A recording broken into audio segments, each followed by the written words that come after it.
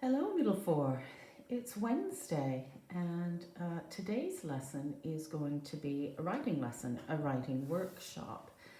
And we are going to be looking at writing from a different perspective, not as us, not as third person perspective, but adopting a different perspective within the scene that we are writing about.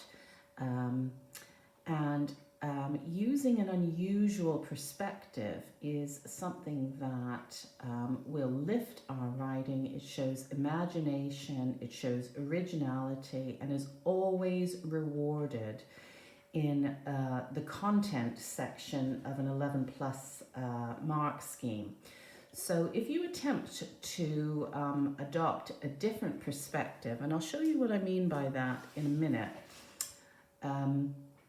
you will be rewarded for your originality and your imaginative approach. So if we have a look at today's task, we have an image here that we're going to base our writing on, or I have based my writing on for our example. And our task, let's say we get a task like this, using the image above as inspiration, write about a river scene. So of course we've got the river here to write about. Perhaps we can shift focus and zoom in on the tree, and we have the bridge. The bridge. Now I'm thinking here it might be a really, really good opportunity to write, perhaps, from the perspective of the bridge. Now that sounds a little bit silly, but if we read through this piece written from the perspective of the bridge, you can see how it changes writing, and it makes your writing a little bit different from everybody else's if you adopt a different approach. Now, what I'm going to ask you, excuse me, to have in front of you, to have at your side now, and you might need to pause the video, is to have your English folder, folks. If you can have your vocabulary guide out at the ready, if you can have your writing checklist out, that would be helpful. Also, some lined paper on which you are going to do a rough draft and maybe jot down some ideas and do some planning on this piece. Those will be helpful. Also, I'm going to go through an exemplar, a waggle, so you might want a highlighter if you have one of those around, or a colored pen or pencil with which to highlight and annotate a piece of writing, just like we do in our Wednesday lessons. So if you want to pause the video now and go and get what you need, that will be really helpful. Okay, so if we have a look at our task again, using the image above as inspiration, write about a river scene. But I'm adopting a different approach here. I'm writing from the perspective of the bridge. And I'm trying to think about that bridge, trying to think about how it might feel and see the world, and just think about things, really. So now is the time, folks, to get your highlighter or your colored pencil, because we're going to have a look at our waggle. Now, what you can do is you can have a copy of this in front of you. You could have printed off, or you can do this on your computer screen or on your iPad if you have those facilities. Otherwise, a printed copy is just as good. So if we have, folks, if we have a look at our waggle, we know that waggle means what? It means what a good one looks like. So I'm going to zoom out and have a look here. And remember, I have written from the perspective of the bridge. So I'll read this through with you. as strong and steadfast as the sea, I join two lands. To my left are the grassy banks of Hishi, and to my right the open fields of Saran. Sometimes I tire of connecting these two battling landscapes. Other times I feel proud. Baked by the sun and battered by the wind, I remain here, forever. Built of stone and mortar by engineers, I have stretched myself across the river Twine for over 300 years. With each passing year, I crumble and shift, but no one seems to notice. To passers-by, I am just a means of getting to the other side. Without me, though, there would be no possibility of togetherness.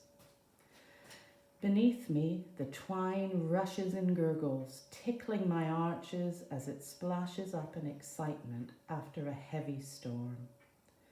The ancient oak tree stands beside me like a golden friend, her wintry branches reaching up and out beyond the haunting, murky skies above. Okay, folks, so that is a piece full of ambitious vocabulary and variation in sentence structure. We've got the vital use of the semicolon in there now, and it's a powerful piece, a descriptive piece written from the perspective of the bridge. Now what I'm going to ask you to do is have your highlighters at the ready or your colored pencils at the ready, and what we're going to go through and annotate. What we're going to do now is go through and annotate, highlight and annotate what are this piece's strengths, what makes it a good strong piece of writing, so that you can use this model as a guide for your own piece. Okay, so the first thing you will notice, folks, is that we have opened here with a what? With a what? And I hear you crying, a simile. You're absolutely right there. We have opened with a simile there. So I'd ask you to highlight that and pop simile above there. As strong and steadfast as the sea. Now, because we've opened there, even though that's a simile, it's also a fronted adverbial. We need a comma there. We need a comma after it, so make sure you've got that. I join two lands. To my left are the grassy banks. I've got a nice texture adjective there, so I'm going to highlight that. I'm going to highlight that. And I'm going to write above it, or I would write above it, texture. To my left are the grassy banks of Hishi. Now here's a nice thing to do. Make up unusual names for places or for characters. It lends your text a little bit of originality.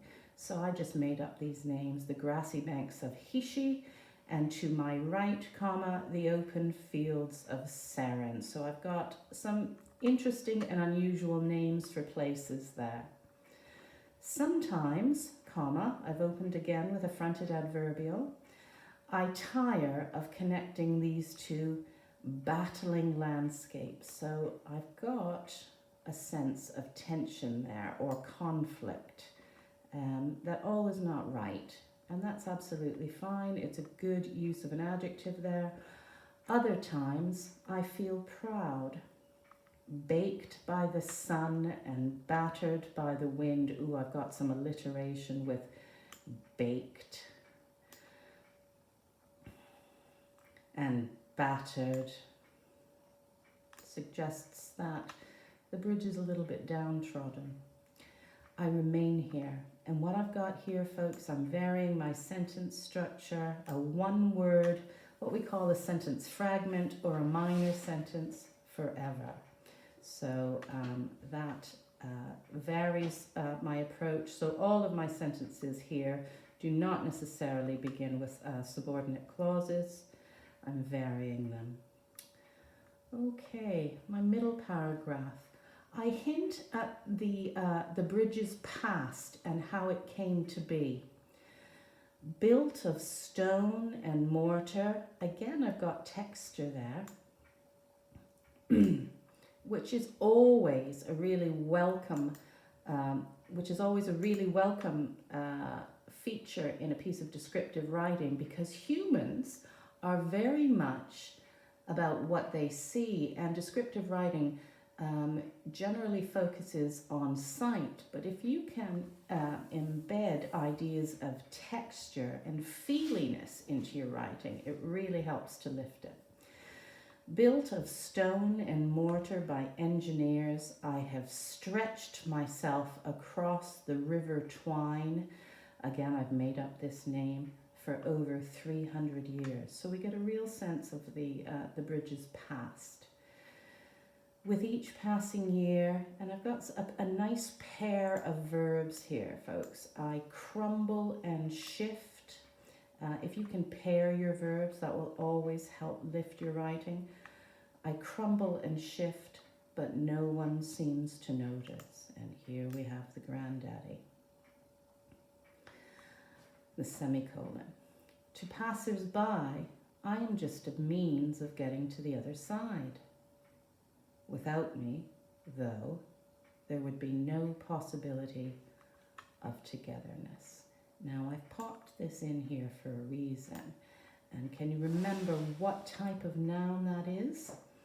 A sophisticated type of noun. And for those of you who have said the abstract noun, you're absolutely correct. So that is something that is thought to be a really rather sophisticated tool in a writer's toolkit, is the use of the abstract noun. So if you can get within your writing an abstract noun or two, courage, hope, determination, it tends to lift your writing and make it a little bit more sophisticated. So I did that on purpose there. Third paragraph, and I'm changing perspective, I'm shifting focus to what is happening below.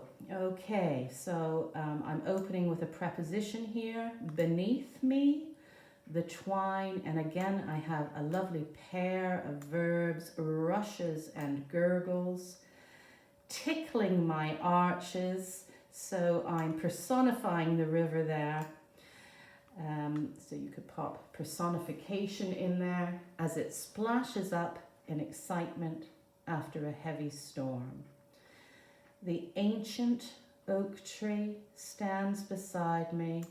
Ooh, what we got here? Well, you've got a simile, as you've correctly identified. Stands beside me like a golden friend. Now, I like that simile.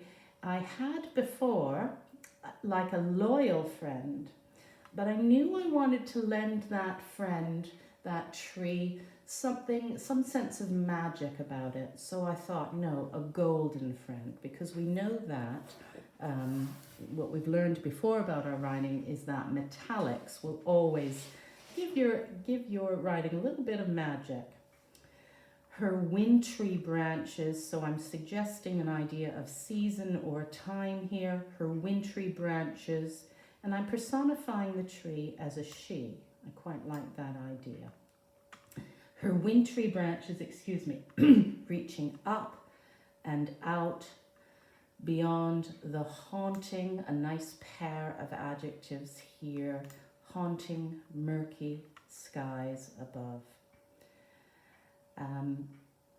And so there is a sense with ending with the sky there that there's a sense of endlessness, perhaps some optimism, but maybe not. Maybe that's just where I've ended, and that's absolutely great. You could end with the sky. It's always a lovely place to end a piece. Okay, folks, so if we have a look at our task, I've given you a different stimulus, a different image for inspiration. And so we have this really sort of forlorn, lonely cabin in the woods. And we've got a really, really powerful image there, using the image above as inspiration, right about a forest scene. Now, what I'd like you to do is adopt a different perspective, an imaginative perspective. So you're writing about the forest, but you were writing about the forest as though you are this cabin. Okay, and I'd like you to adopt that approach, the same approach that we have used here, like I have written as the bridge. Middle 4, you will be writing as this cottage. Okay, and you will use your waggle, have your waggle in front of you to mimic some of the features that I have used, and use that as a guide. And I'm really, really looking forward to reading your work. Now, this will be due next Wednesday, and you can either post it on, you can either post your answers, your responses on Google Classroom, or you can email me with that at suejenp, SUEJENP, @gmail.com, and I will get back to you with my feedback as soon as I can. Happy writing, folks.